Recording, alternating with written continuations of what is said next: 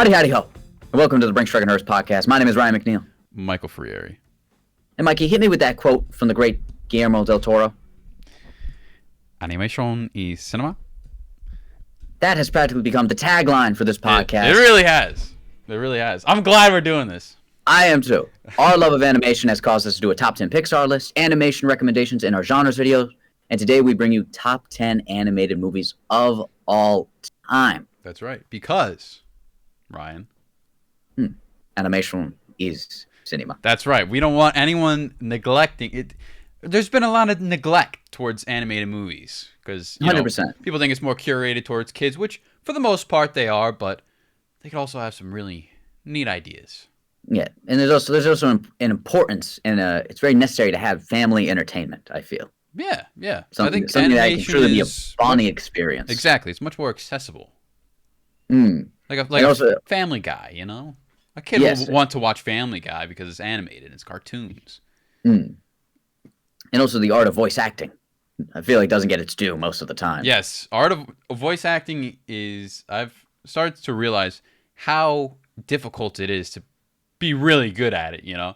Yeah. Because, like you say, even in, like, Guardians of the Galaxy, like, when you're playing Rocket Raccoon, it's pretty tough to stand out. So you gotta... But, you know... Yeah, Bradley Cooper doesn't get enough credit for like any of that because it doesn't sound like him. First of all, no, he does a and really he plays great that job. character great. Yeah, he does a really great job. But we're not talking about that. We're talking about true animation. Now, actually, we're doing a top 10 list, but one of my entries does play a little bit into live action. So one of my honorable mentions does too. Okay. So I'm curious. It might be the same movie. I don't know. All right. I don't think it is. But okay. We'll see. Actually, no. I know what movie you're talking about. I think it is. Yeah, I think it is. Okay, we should preface this with we did our top 10 Pixar list, and I made my top 10 animated movie list, and there was 8 Pixar on there. So I decided to just exclude Pixar, and Mikey only has 1 Pixar movie on this list, so it's all brand new movies we're going to be discussing for you today. Yep. I think you're in for a treat. All right, Mikey, do you have any honorable mentions? Yeah, I got a few. I got the recent Puss in Boots, Last Wish. Thought that was really good. My personal favorite, Wes Anderson, Isle of Dogs. Akira, Zootopia, Shrek 2, the Lego Movie. Was that what you were talking about? No, that actually wasn't what I was thinking of. The Lego Movie? That might make an appearance. Yeah, okay, cool. And Grave of the Fireflies. I'm not familiar with that. What's that? It's a Ghibli film. Oh, okay. Yeah, it's a pretty old one, actually.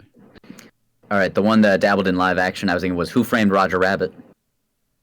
Ooh, yeah. Yes. That's in the honorable mentions. Nightmare Before Christmas, Emperor's New Groove, Iron Giant, Zootopia, Prince of Egypt, and Tangled I have for honorable mentions.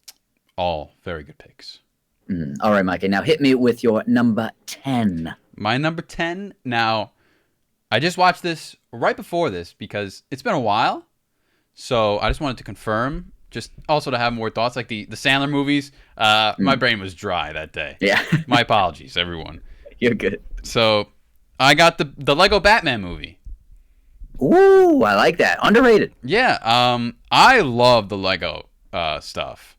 You know, there's Lego material where it's just like Legos that are animated, but there's like this stop motion stuff like the Lego movie, the Lego Batman movie. The Lego Movie 2, which I didn't care for. But anyways. I didn't see it. The Lego Batman movie is super charming. Will Arnett is fantastic. He's hilarious. Great laughs. One of the, I think, surprisingly best Batman versions we have. Batman. Yeah, honestly. Also a good Joker with Galifianakis plays the Joker. Yeah. Michael Cera is a good Robin. Yeah. I think everything really ties together here in a really nice way. And the animation. I mean, we're talking about best animated movies. We got to talk about how good the animation is. Like I said, I love the stop motion Lego stuff. But it also has like a really cool like filter on the whole movie where like not everything is Lego, you know, like the background and whatnot. Yeah. It's like, you know, kind of just whatever it is, I don't know, but it has like a really nice like dark theme to it, but really vibrant colors. It's really cool what they did. I don't know how to explain it, but I think this thing looks great.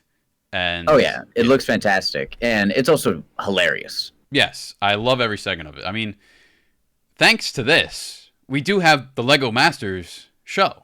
I know. Where would we be without Lego Masters? We wouldn't be. I mean, I would be nowhere without knowing the existence of Crash.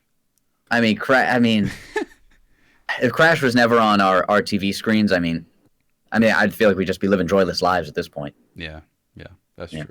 So if I did have to pick a Lego movie, this is probably my favorite. Okay. But everything's so good about this. It's loads and loads of fun. Can't hate on that one. It's a lot of fun. It does get a little bloated towards the end. And I could see people being annoyed by Will Arnett's performance. It's constant, like just like, satire, brooding stuff. But I mean, it is something that I was worried was going to be like super niche. Yeah. But I do think it's something that like if you just like want to laugh, like you can enjoy the movie. Yeah. The jokes go beyond just like inside jokes about DC and Batman. And it's also like a really like cool, like he has like depression almost, and he's like lonely. There's still a story there. Yeah, it has some like really cool themes. Yeah. That's my number 10. My number 10, I got a movie. You mentioned Big Wes Anderson. I have Fantastic Mr. Fox. More on that later. That's what I assume. Yeah. Gorgeous looking movie. Yeah. And talked about a beefed up cast. Yeah. Oh, I mean, the Lego Batman movie was pretty beefed up, but this is like just like you got like George Clooney, Meryl Streep. I mean, they got George Clooney to play Bill Murray, stop motion fox. Yeah, you got all Wes's like. Yeah, the usual suspects. Yeah. Owen Wilson, Willem Dafoe. Yeah, I mean, Adrian Brody's in there. Super fun. Yeah, again, very very funny movie, but still like. It's times where like it's not like a kid's movie. No. There's like you'll go like 10 minutes and be like, there hasn't been a joke. Like the plot's just like moving along. Yeah. But the movie is still fun when it has to be fun. It's still hilarious when it has to be hilarious. And at no point does it feel like too much. The style is always so pleasing, and you just kind of it's like a warm hug. That style. It is like a warm. I like. Yeah, that. it's like an autumn sweater. You put it on, you just feel good. Yeah, I think this is like there's that Wes Anderson aesthetic and stuff. I think this is his best in terms of his aesthetic. I also think it's his best movie, let's be honest.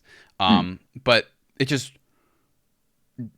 I wouldn't say drowns because that's like a harsh term, but it just emulates the Wes Anderson feel, you know what I'm saying? Because I think we had said this before. I don't know about what movie, but like he's like so particular with his style and the symmetry and the colors. Yeah. And in stop motion, he can take that to the far, far extreme. Exactly. And it's never too much. That's why I said in like our hot takes. Did I say this in my hot takes? Yeah, this may have been. I can't remember. In one of the episodes, I said I think Wes excels is his best in stop motion, or just if he does other animation, he could take it really far.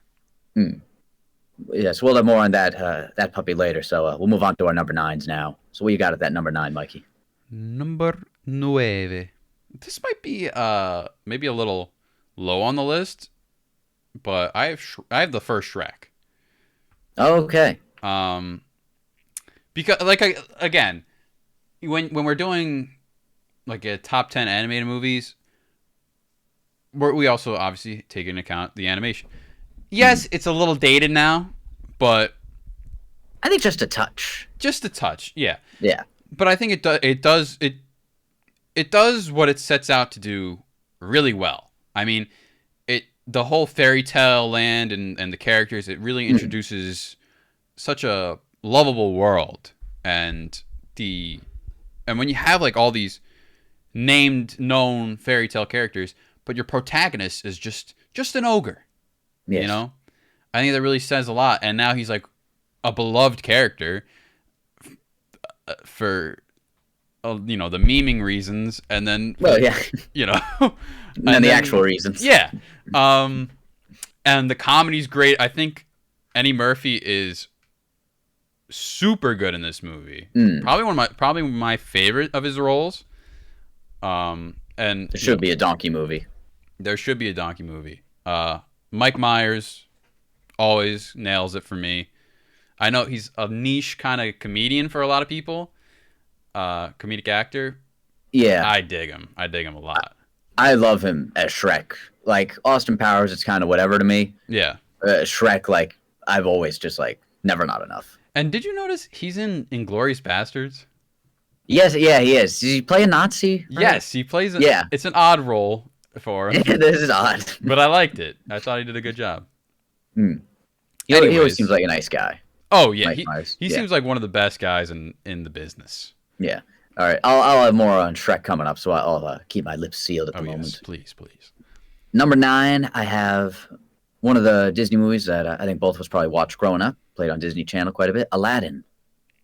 Yes.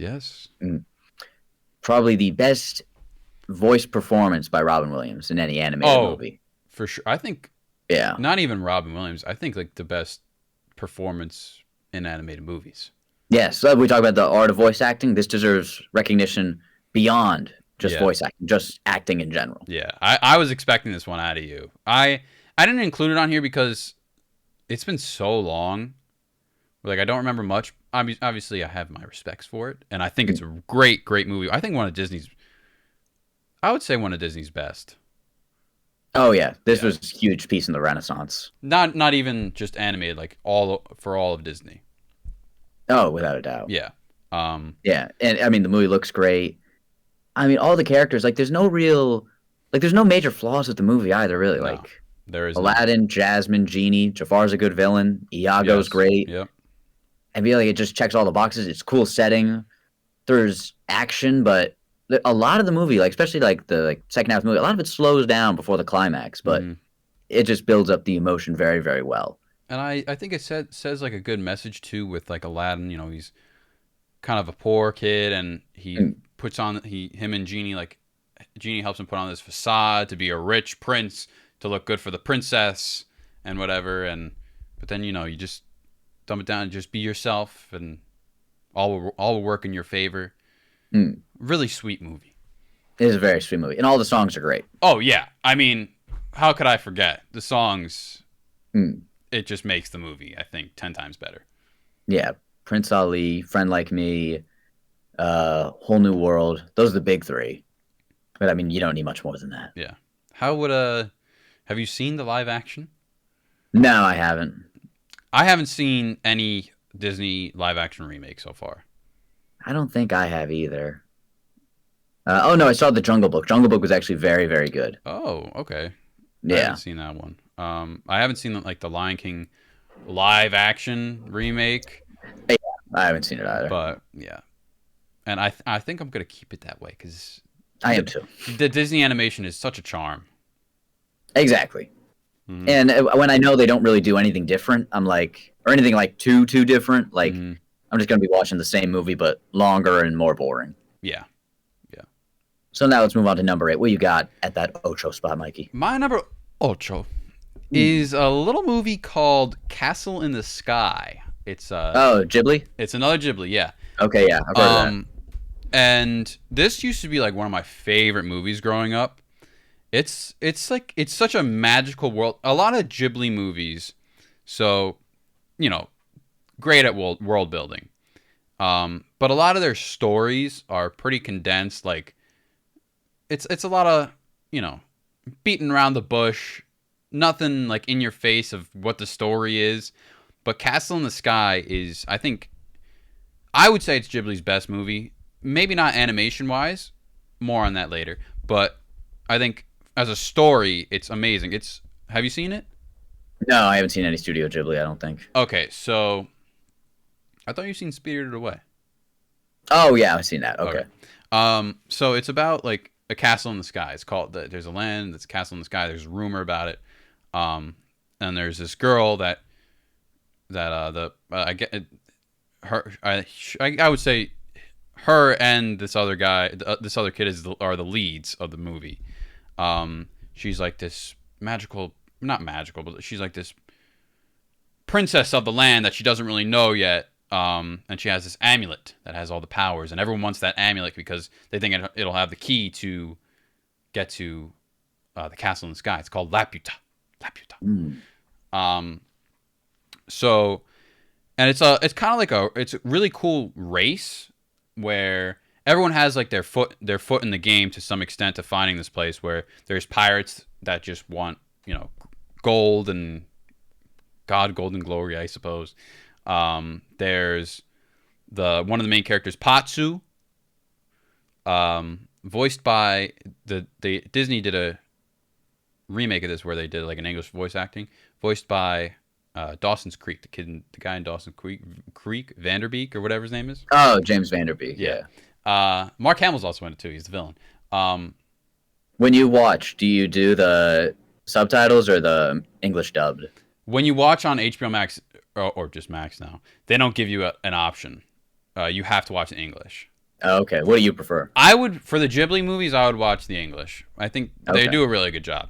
Okay. So this kid, he has his foot in the game because his dad was the first one to find it. He took a picture of it, and everyone called him a liar. No one believed him. So he was going to go set out to prove his theory right. The girl, Shita, is like that girl who she finds out that she's the princess and the true ruler of the place. Obviously, she has a foot in the game. And then Mark Hamill, he's like a secret agent for a government. I don't really know what the country is. I guess it's an unnamed country. And the land has very advanced and destructive weapons, so they want to become like a superpower with it. So it's a really cool, like, little race story, I guess you could call it. And it's very magical. Great score. And it's made in '86, and the animation is still really good. Oh, okay. Yeah. Isn't there a movie also called Howl's Moving Castle? Yes, there is Howl's Moving Castle. Is that completely unrelated? Yes, unrelated. Oh, okay. I got to get into the Ghibli more. You do. They do a really good job. Castle in the Sky is probably the top of my list. So, yeah, okay. Had to pay my respects to it. Excellent pick at the Ocho. My number 8, I got a movie called Wreck-It Ralph. I forgot about Wreck-It Ralph, man. Wreck-It Ralph's a movie where every time I think about it, I'm like, oh yeah, that's good. It's a good movie. But like whenever it's on, or like sometimes like a lot of times like my little cousin would like put it on, or like it'd be scrolling on Disney Channel and we'd watch it and I'd be like, this movie's really fucking good. It is really good, yeah. And because the movie's about like Ralph has to find like his identity. He doesn't know who he is. They show him he's literally like in counseling very early in the movie, trying to get through in the villains. It's not Villains Anonymous, but it's like a villains council. Yeah. And Sarah Silverman is fantastic as Vanellope, I think the name was. And just two actors you would never think would be in Disney movies, but they're amazing in it. And the whole world is fascinating of a video game world and how they can travel from one game to the next. And there's a big like train station meeting where they can move and meet. And they introduce all that well. It all looks amazing too, because they have a lot of different kind of art styles conflicting with the different games, but the quality stays consistent. And again, it's kind of that I think it's one of the earlier, I guess, Disney CGI ones that they did without Pixar. Yeah. And it falls in the same mold as like a Zootopia, where it's funny, it's quick, it's accessible, but there's still enough under the surface that like it always is going to get the job done. Yeah.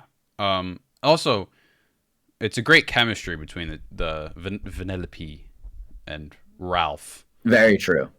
And you go ahead. It's a good sign when you watch an animated movie and you think, I wonder if they recorded lines in the same room. I always and that's think what you that, get. Yeah. That's what you get from the two of them. I always see the fuck. Apologies, ladies and gentlemen. Some technical. Part of the interruption. Yes, technical difficulty. Mikey was robbed at gunpoint. We had to pause for a moment. He fended off the assailants, and now we're back. And with that, Mikey, what is your number 7? Greatest animated film of all time. 7. Let me check here. My number 7. We talked about it before. It was a winner of one of our other lists, and that was our Pixar list, and that's Toy Story 3. I mean, what more can be said? You can't talk about animation without talking about Pixar, you know? Yeah. They're just probably the kings, I would say, of the whole industry. Always, I mean, stepping up their game from one movie to another, animation wise. Always have a great story going wherever you are. And I'm talking about Toy Story 3. I think it's the best Pixar movie, the best in the trilogy. I think one of the best movies ever. Me and Ryan have said how often we see this movie just because it's just on. And this has literally everything. There's scares, there's laughter, there's heartfelt moments, there's sad moments. We talked about it in the Pixar video. It's a scary movie. Yes, it's a scary movie. I keep trying to explain this to everyone. This is a terrifying movie, actually. I remember as a kid being just utterly terrified of this thing. But I still loved it. And all the praises. I won't say much because I'm sure I said most of my thoughts in that episode. Yeah, as did I. So please enjoy that. But Ryan, you're number 7. Something we gave a little tease to, I suppose. I have the Lego Movie. Yes. Absolutely beautiful, beautiful animation, and it could have been very easy for them to make something like some of the Lego TV shows, or just what you would think a Lego movie would look like. It could have came out way too glossy and this, that, or the other. They look like Legos that have been played with. They look grimy and they look dirty. Yeah. And a lot of times, the way the light, you see fingerprints on them, and so much care went into just those little aspects that just take it to an extra level of immersiveness, I guess you could say. Mm-hmm. Whereas something like Ninjago is obviously like a much lower budget and everything. Yeah. But like I said, it's like just animated Lego characters, Yeah. This feels like Legos that came to life, actually. Mm-hmm. And there's just great characters, too, where Emmett, right? That's Chris Pratt's character, I think. Yes. Emmett, search for the special... I've always loved Charlie Day's character because he just wants to build like a ship or something. He's the spaceman with the broken chin strap. Mm-hmm. They have Morgan Freeman in it. The actual Morgan Freeman. Talk about another buffed up cast. Yeah, Will Ferrell's a great villain. Will Ferrell. Yeah. Yeah, I mean, there was a bunch of cameos too. It's just pure fun, start to finish, and it almost has a Disney-ish vibe of where it's a really big journey. It's an adventure. Yeah. And I think it is very accessible, where kids will definitely enjoy it because it is very bright, very fast, and in your face. But I could sit down and watch it right now, and I'm gonna laugh my ass off. It's a very it's almost like kind of multiversal. Like like you have Lego characters of just about every pop culture reference. Like there were like just basketball players, like famous basketball, like Shaquille O'Neal and stuff like that. It was and then it's Superman, and then then there's like Lego inside jokes. Yeah, it's just chaos. Everything that Lego has done, it's there. It's beautiful chaos. It's so much fun, and it is chaos, but in a good way. Beautiful chaos, like you said. Yeah, and I actually really like when they like get to the live action stuff. Like it's just a kid playing with his toys that wants his fatherly love. I think that's really cool. Because there's basically two storylines going on. The one with Emmett, and then the one with like the live action stuff. Yeah, and they both have really good payoffs. Mm-hmm. So I got to give props to the Lego Movie there. And I think I never saw the second one because I know I didn't even finish the second one because I don't know. It was just I know it was different directors. Yeah, it wasn't there for me. Yeah, that's what it looked like when I saw all the ads. I was like, it didn't feel like it had the magic. Yeah, no, definitely not. Yeah, it didn't have the best song of all time. No, everything is awesome. Yeah, by the Lonely Island. And another movie that we owe everything to for the Lego Masters show. I know. This was the seed that grew the mighty oak. So if you are something that contributes to Lego Masters, you're on the list, That's why all the credit in the world to Phil Lord and Chris Miller, who made the movie happen. Very true. Without them, we may not have any Lego Masters. God bless. God bless. Yep. Now we move on to 6. Say. What do you have? My number 6. We've mentioned it a little bit before, and it's Into the Spider-Verse. This high.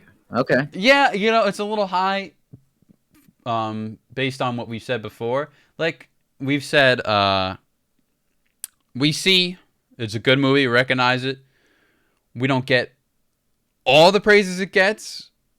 Yeah, You I know? believe this was in our unpopular opinions video Yeah. where we said like we think it's great, we love it, Hmm. but we don't view it on the same level as I think Spider-Man 2 or No Way Home. Yeah. I think, but I do hold it to, you know, for animation wise, it looks Yeah, amazing. Like you said, it's almost a little hard to watch, but yeah, it's a really just cool twist on an origin story. Mhm. Um, and it opens up a lot of doors animation wise, you know, like it's like that comic book feel a little bit. yeah. I think that studio's doing, whoever did it is doing now like this new Teenage Mutant Ninja Turtle movie that's coming out, That looks cool. and it has like that same comic booky feel, Mhm. coming right off the pages. Um, so I do love this thing. I don't get me wrong. Um, just never it doesn't click with me as much as it does with other people. Yeah, I think I'm the same. Where I think it's fantastic. It obviously looks amazing. It's just not a movie where, and I thought it was very funny. Miles has a great payoff, but it's not a movie I ever really feel like I want to watch again, though, for whatever reason. No, I'm not compelled to watch it again. Yeah, because Even as the new ones like has been coming out, like I never like felt like, oh, I should watch the first one again, just like refresh. I was like, yeah, I don't really need to. because I think the best thing about it is like story thing, I guess, is the dynamic between all the Spider-Men Yeah. or the Spider people. Because Gwen, Miles, Peter B. Parker, Noir Spider-Man, and then Spider-Ham, all their stuff is great. Them as like a team working together is awesome. Kingpin was just kind of there for me the whole time. Yeah. He just seemed like, oh, he's the foil who's gonna get beat, and they tried to give him a little backstory, and it's like, okay, I get it, but like, it never felt like the villain like met the rest of the movie. I guess you could say Yeah. because everything else was really great, and he was just kind of there for me. Yeah. I could see your complaints, and I But agree still, to most of them. But a beautiful, beautiful looking movie, yeah. which has either that studio has done uh, another movie that up on my list or has inspired a lot of other stuff, obviously, Hmm. with that style. So another movie that's important, I think, because without that, I don't think we get No Way Home or Yeah. a lot of all the multiversal stuff that we've been getting these last few years. Yeah. You know, I have to say also, it tackles the multiverse stuff really well, Oh yeah, better than most. yeah, and Jake Johnson honestly probably doesn't get credit as like he's one of the best Spider-Man. Yeah, Honestly. he really is. He's so good. Yeah, because like we talk about how like we think Kevin Conroy is the best Batman. Hmm. Jake Johnson might be better than some live action people for if we were to break it down. I could agree with that. Yeah. So now my number 6, I got a movie that I hadn't seen for a little while, and then I think it was like might have been 2020, might have been during COVID. It was just on TV, and me and my brother watched it, and we were howling with laughter at every scene, and that was the SpongeBob SquarePants movie. Which the original SpongeBob SquarePants movie. Yeah, Ah, yeah. damn! I should have had that. 2004. Like I said, it's hilarious. It's the best animation in like it looks better than the current episodes of the show. Oh Like, yeah, The amount of detail, and it's smooth but not like in your face like it's too different. Because like I Mhm. love the Bob's Burgers movie. The animation is so different, it's almost a little jarring. yeah. Where like the characters were never meant to move that smoothly. Hmm. The animation is the best that SpongeBob has ever been, and Dennis is a great villain. Well, he's like I guess he's kind of rogue, but he works for Plankton, obviously, who has this great plan to take over Bikini Bottom. He puts the buckets on everybody's heads. Meanwhile, SpongeBob and Patrick have to go get what are they after? Crown. The crown. Yeah, oh yeah, Neptune's crown. Who's bald? As they Bald. let us know. Bald. Bald. My eyes. What'd you say? That's what one of the guys goes. That's Oh, always my bald. eyes. My eyes. And then it was almost inspiring how the movie ends. SpongeBob defeats them with the power of rock and roll. Oh yeah. He plays a guitar solo that rocks so hard that he frees everybody. Yeah, it's super good. I have to Mhm. say, really, and also one that is this what you were talking about? The one that plays into a little live action. No, I was thinking of Roger Rabbit, but yeah, this one Oh, also okay. has a whole live action of David Hasselhoff's in it. Hasselhoff, man, that was cool. And he has like the shield butt or like the cyborg ass or whatever. No, it's his chest. He like separates. Oh, his chest. It's not his ass. Yes, you're right. No, that was hilarious. They're like, "How do we get down?" He's like, "Wait on me." And then he's like, "Great," and he launches them in between. Yeah, really fun. It takes the SpongeBob goofiness to a whole another level, and it all works.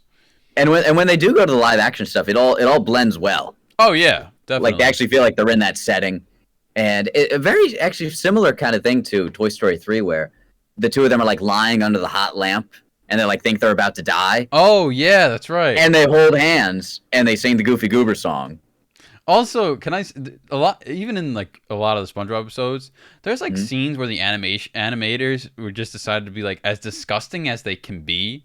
Oh yeah, they do like just a random close up of just something nasty. They're just like gross, and then but like during like that scene when they're like all shriveled up, it's almost like hard to look at, kind of. It honestly is. And he's singing in that like distressed voice, like "I'm a Goofy Goober, yeah." And it, also with the live action, it starts with the musical number of like the pirates on the boat who are like there's like a guy in a dinghy, and he shows up and they're like tickets to the SpongeBob movie, and then they run into the theater to watch the movie. Oh, and yes. And it's during that scene, they're like, is it really the end for them?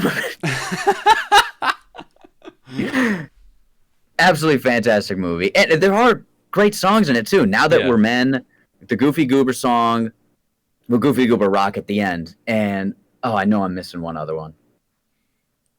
No, I can't remember. Now That We're Men's a banger, though. Yeah.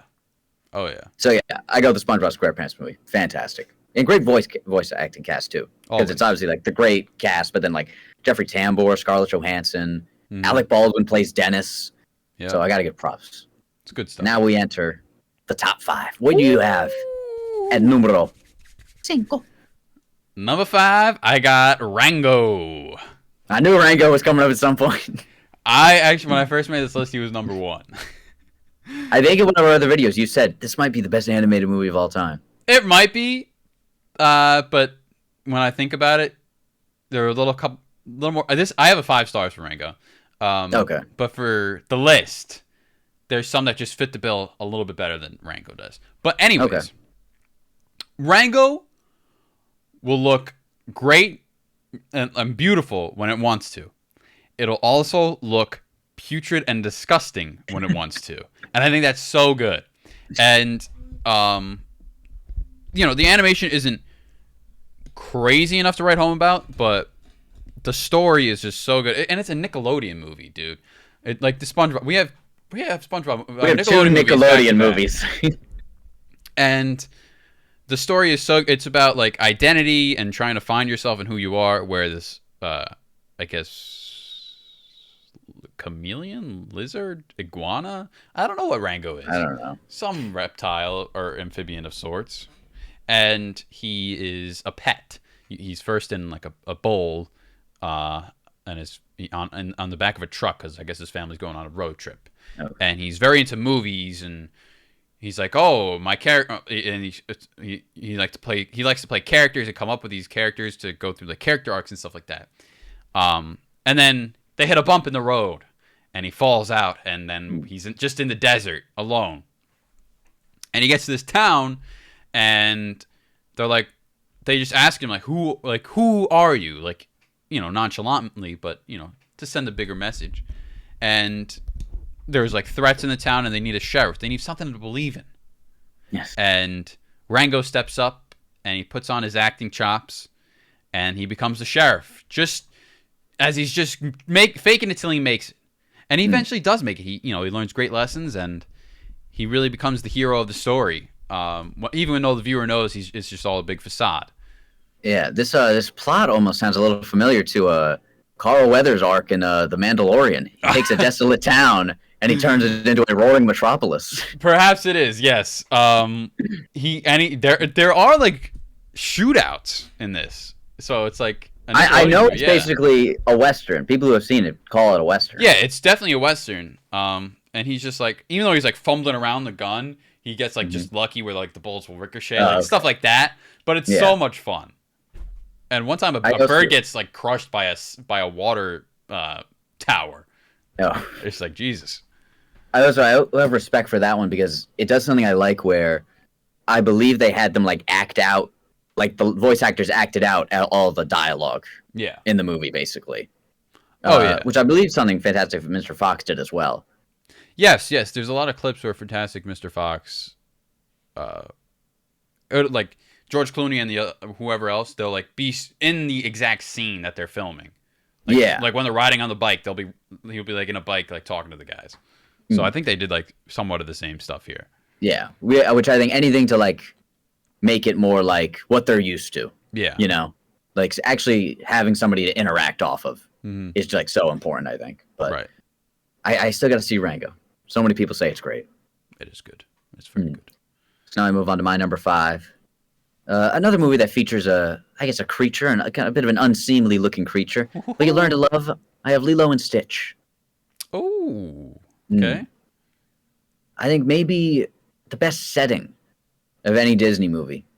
The Hawaii setting, it's exotic, but it's a small town. It's just kind of a normal place. So it's identifiable, but it's still kind of a fun, different kind of location. Yeah. But it's a full-on science fiction movie.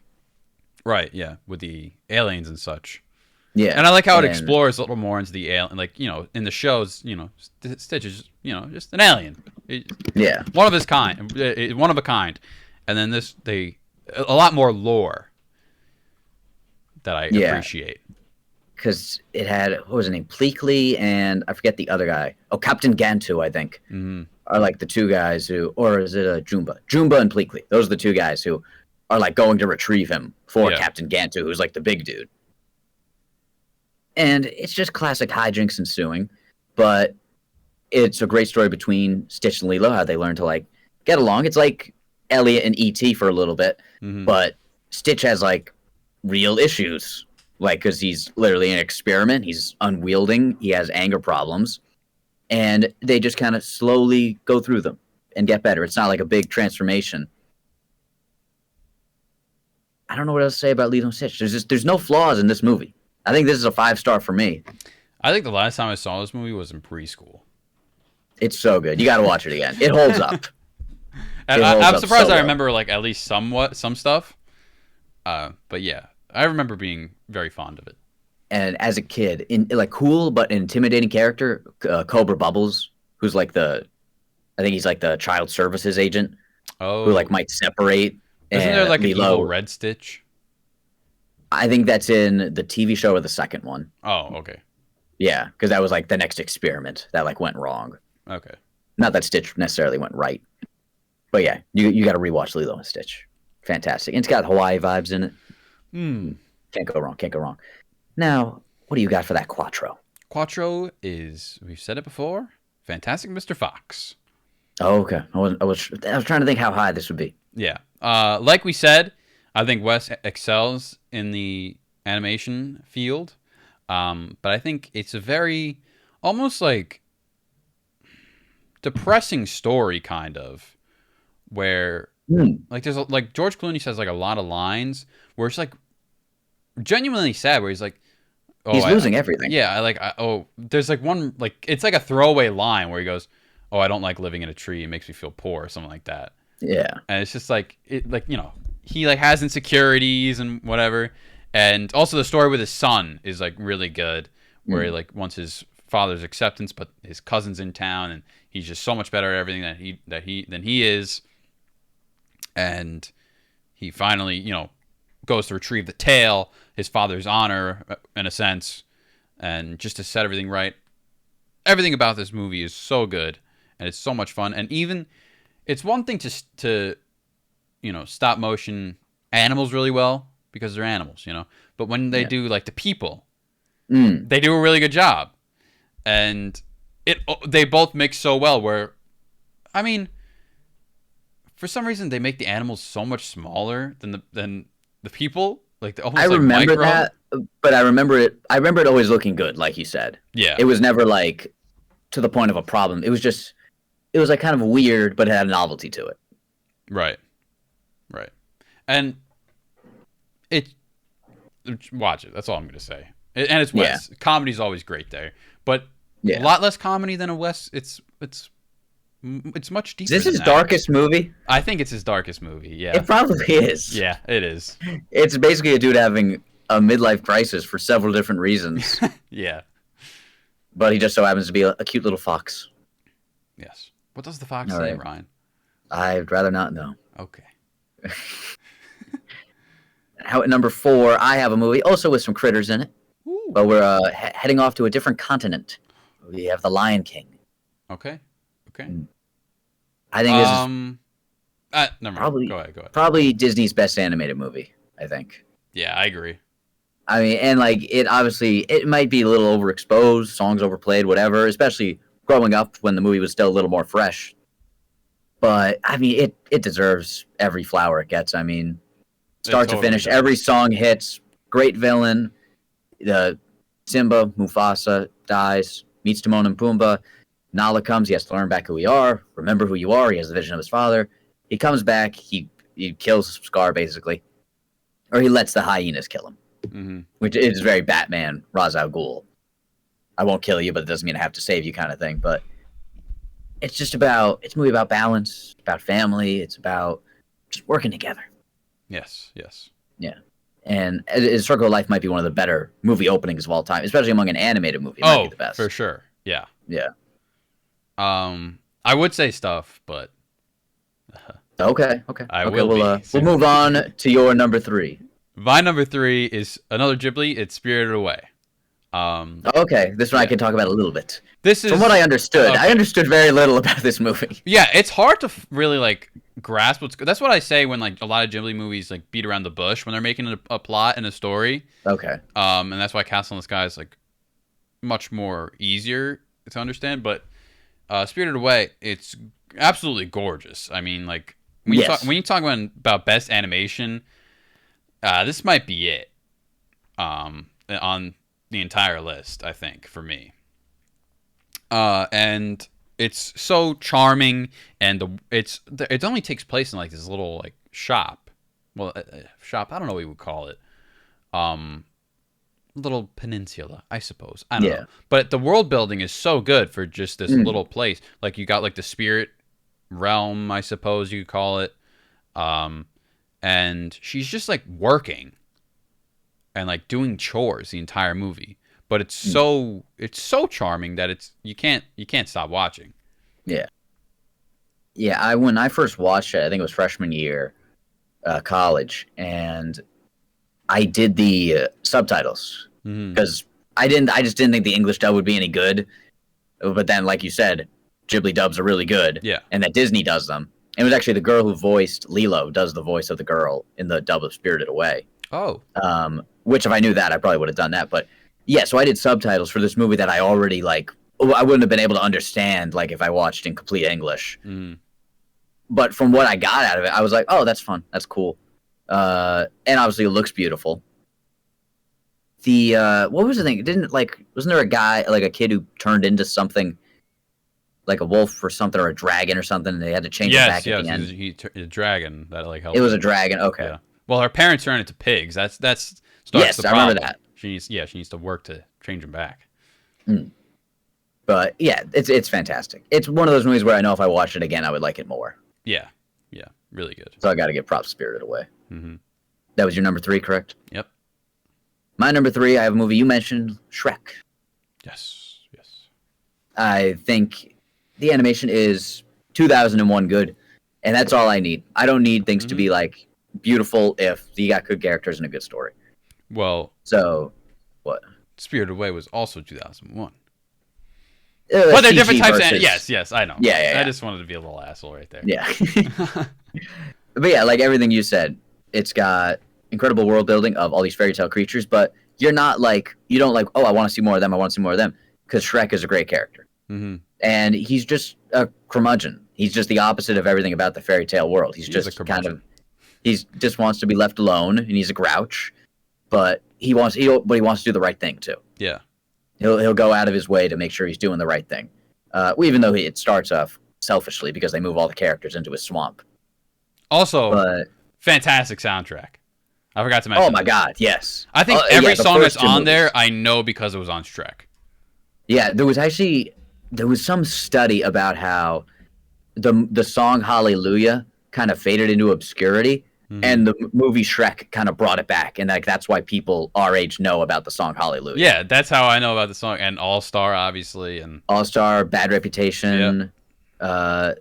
There's a even though Ronda Rousey has now taken Bad Reputation for her WWE entrance. It's a damn good theme song. Thanks to Shrek, she did that. I'm not surprised. What else was I thinking? You know, who's a big fan of Shrek is Ed Sheeran. Really? He has 2 Shrek tattoos. I think I saw. He has like Gingy somewhere, and then something else somewhere. Wow. Yeah. And he's an odd cat. Yeah, like I said, such lovable characters. Yeah. And Farquaad's a great villain too. Oh yeah. Even though Puss in Boots isn't in this one, it just shows like the world is so amazing that Puss in Boots, once again, Shrek and Puss in Boots are 2 original characters. Yeah, and they're making the movies on them, like a spin-offs of Puss in Boots. Even though the first one was whatever, like the second one, it still worked so well. Yeah. And it's crazy how like we're sitting here and we're like, oh, they should make a Donkey movie. Like they didn't even give him a name; they just call him Donkey. But he's still such a great character, and it works so well. He is, and the character just fits him. Like or the name fits the character. Besides the fact that it's a donkey. Yeah, he's just Donkey. Yeah. And also the message at the end is much better than because one thing I love Beauty and the Beast, but the ending it's like. Oh, they like both turn into people. Like, okay, good for them. In this, it's like, oh, they both stay ogres. Yeah. And like the message, like Shrek says to her, it's like, oh, it's like you're beautiful the way you are, whatever it is. So like that goes like the opposite of that, where it's like the looks don't matter. Like they're still gonna be happy and like be fine just as ogres. Yeah. So that message was always great. And the Fiona Shrek dynamic is honestly fantastic throughout it all. So yeah, I got to give it up. So now you move on to your number 2, Mikey. What do you got? My number 2 is now The Lion King. I think so. I've given 2 5-stars on this list, and that's Rango and now this. I think this is the perfect movie, maybe of all time. I mean, there's nothing wrong with it. Yeah, honestly, it's the epitome of the hero's journey. Simba, he can't wait to be king. He made a whole song about it. And he starts to learn like the true meaning of what it is to be king, like the hard decisions and the battles you have to go through. And he grows up. He doesn't, after his dad's death, first of all, for a kids movie with that traumatic of a scene. Wow. He grows up and he doesn't want to take up the mantle. He kind of just wants to live with Timon and Pumbaa. Great characters, by the way. But then he starts to realize that he's the king. He has a responsibility. He needs to stand up to Scar and set things right. Great story. And it doesn't overstay its welcome. No, not at all. It like he goes through so much, but it's in like such a tight run time. Yeah. There's one thing that never made sense about the movie though. It's like, do you remember there's like some leaves and like berries or something that like fly through the air and Rafiki finds them? Oh, and he puts them in a pot and he like throws them and he's like, oh, he's alive. Yeah. I don't know. Maybe there's just something I don't know about that whole situation, but that always never made sense to me. But it was fun. Rafiki's an awesome character. Oh yeah, he's really good. I like how Simba remembers about everyone, just about everyone from where he was, except for Rafiki. When Rafiki comes to find him, he's like who are you? Like who is this guy like bothering me? It does. Rafiki does give one of my favorite movie quotes ever, where he takes like his staff and he hits Simba on the head, and he was like, "Oh, that hurt," and he was like, "Yes, the past can hurt, but you can either run from it or learn from it." He's almost a little like Obi-Wan in A New Hope, where like he says like these strange lines. Yeah, I'd almost even say Yoda because he's a little more Yoda, like, kind of crazy. I'm thinking like, oh, he's me. He's Jedi-like. Yeah. Kenobi, oh yes, I know him. He's me. Yeah. So yeah, he's very Jedi-like, and he's just a cool character. So that's excellent. Number 2. My number 2, I have Shrek 2. Okay, yeah, I was expecting that. Yeah, I think it's just the better movie, and not like it's like insanely better. It just adds even more. It's just a hat on a hat. Yeah. Everything with meeting the Royals and the in-laws, that tension, and obviously just the introduction of Puss in Boots. I mean, this could have gone south so quickly, like bringing in this new character and like trying to like incorporate them. But Antonio Banderas is so good in it. Yeah, he really is.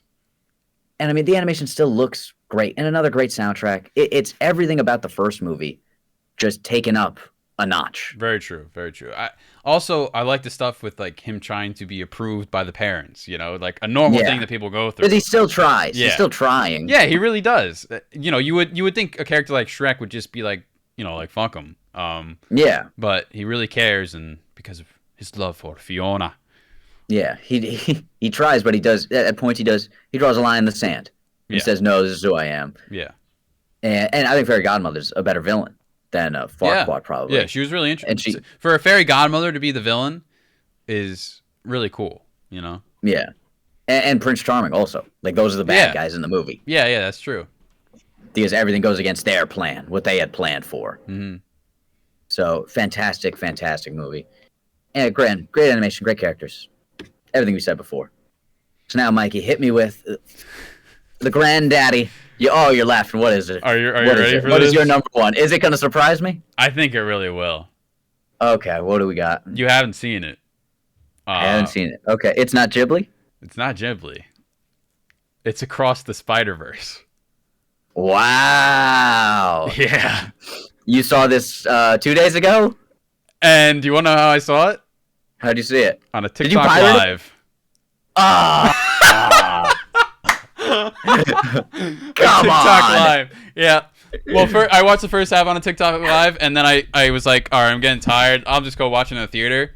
And then I was just up in the middle of the night. I'm like, damn, I really wish I just watched the whole thing. So then I found a 60-part TikTok that posted it in 60 parts, and I finished the movie. I remember after you watched, it was like a week after we both saw No Way Home. You said like, "Oh, I'm watching No Way Home right now." I went like, "Oh, you went back to the theater?" And you're like, "Nah, someone put it on TikTok in 300 different pieces." Because when I'm just scrolling, I was like, might as well watch it, you know? Might as well. So it's amazing. Because like, yeah, I knew I wouldn't see it in the theaters if I didn't see it the first weekend. That's really just how it goes for me. Like Guardians of the Galaxy, I still haven't seen yet because I haven't seen the first weekend. But okay, so let me explain. This solves all my problems with Into the Spider-Verse. Really? Yeah, it's not perfect. There's a lot of issues. I think, I guess this is my mini review of the movie.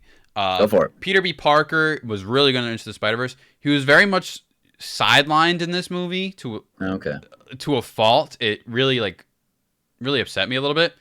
But obviously, you got to make way for all these new Spider-Men, and every new character that they introduced is so good. Miguel O'Hara, who does Miguel O'Hara? What's his name? Moon Knight. Oh, Oscar Isaac. Amazing character, amazing villain, and he kind of goes through. He's like all trying to like keep the multiverse like intact, and Miles is the anomaly, and he needs to stop Miles. But he's trying to justify himself. Like everyone's saying, like, "Oh, you're the bad guy," but he's trying to justify himself that he's still the good guy. Like he doesn't really believe himself to be the bad guy. So it's a really cool message. Gwen is like, she could be like the main character at some parts of this movie. Oh, really? Yeah, she gets a lot of screen time, and it's all really good stuff. Like you go to her world, her struggles, like with her dad and stuff like that. That's cool. And Spider-Punk, voiced by who is it again? Daniel Kaluuya. Oh, okay, yeah. One of the coolest characters I've ever seen. Really, Spider-Punk. Yeah. So cool, dude. Okay. And the villain, Spot. He's a true threat, and he's hilarious at first. It's Schwartzman. What's his name? Jason Schwartzman. And he's like really funny. He's always like cracking these jokes, and the comedy is so subtle everywhere. Like it's a superhero movie, but it's not superhero comedy. You know, it's always like just these throwaway lines. If you're paying attention, you'll get a laugh. You know, which I loved. And Miles, I think Miles might be after this movie, Into the Spider-Verse, I was like, oh, yeah, he's cool. But after this movie, he might be one of the best versions of Spider-Man on screen. Wow. This is Yeah, high praise. This is all high praise you're throwing out here. so good. And now let's talk about the animation here. And the reason why this is really my number one, I was gonna give it to The Lion King. Mm-hmm. But the reason why this is my number one is because the animation is like a celebration of all animation. Every single Spider-Man has their own animation, like their own style. You know, there's a scene where they go into the Lego universe, and there's Lego animation. Cool. There's the Spider-Man from the PlayStation game, so he's like animated as that Spider-Man, like as in a video game. They do dabble into live action stuff. I did. There were a couple things that got spoiled for me, and there's a very strange cameos in there. So the live action stuff, I don't like. I didn't like how they did it. It was really weird for me. What was the cameos you got spoiled? I saw they show Andrew Garfield holding Uncle Ben. That was a little. It was a little too fan servicey for me, where it's like it didn't need to be. Yeah, that's what I thought. I was like, it was like a throwaway thing. Yeah. I was like, I don't know if this serves any purpose really. Mm-hmm. That and Donald Glover. Yeah, as the Prowler, which may be teasing his role in the MCU. Yes, so there are 3 moments where they do live action, and those are 2. Donald Glover. Okay. I think that was like my least favorite part about it, about my least favorite live action thing, where it just felt so weird. It was cool, but it felt weird. But probably the best thing that they do is there's just a quick like scene where they go into what's his name, Tom Hardy's Venom universe. Tom Hardy's not there, but it's just in his universe.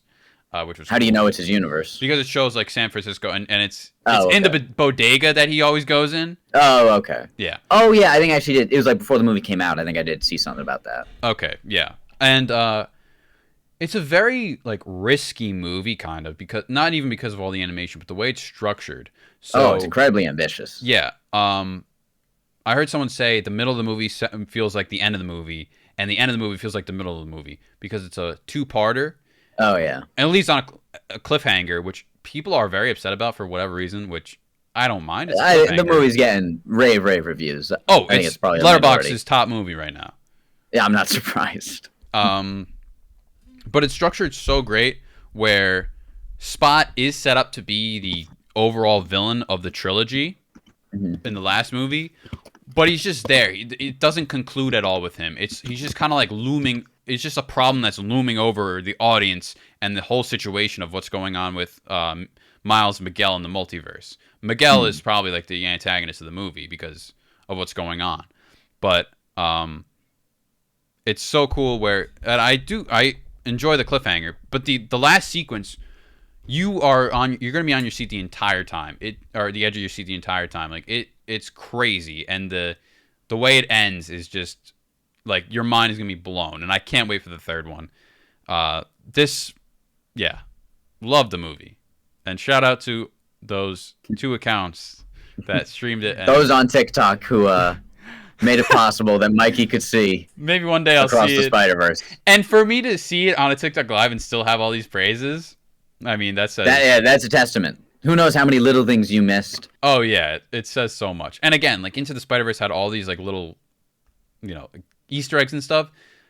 I can't wait to see what this one has, like as more stuff comes out, like and people finding things.